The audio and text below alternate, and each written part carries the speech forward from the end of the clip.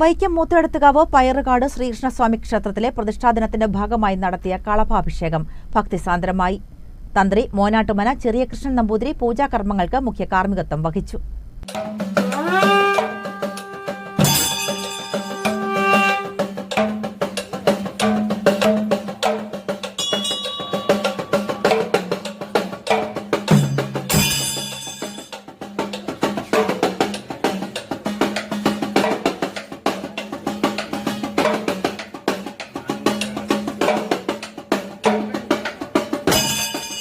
വൈക്കം മൂത്തേടത്തുകാവ് പയറുകാട് ശ്രീകൃഷ്ണസ്വാമി ക്ഷേത്രത്തിലെ പ്രതിഷ്ഠാദിനത്തിന്റെ ഭാഗമായി നടത്തിയ കളഭാഭിഷേകം ഭക്തിനിർഭരമായി.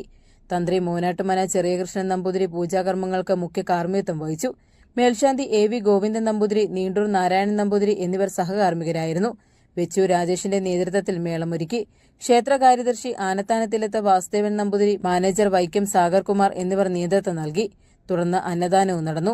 മൂത്തേടത്തുകാവ് പയറുകാട് ശ്രീകൃഷ്ണസ്വാമി ക്ഷേത്രത്തിൽ രാമായണ മാസാചരണത്തിന് ജൂലൈ 17 തുടക്കമാകും. ആഗസ്റ്റ് 16 സമാപിക്കും. രാമായണ മാസാചരണത്തിന്റെ ഭാഗമായി പാരായണ, പ്രഭാഷണം, ഭജന, വിശേഷാൽ ഗണപതി ഹോമം, ഭഗവത് സേവ എന്നിവയും നടക്കും. ACV news, Vaikom.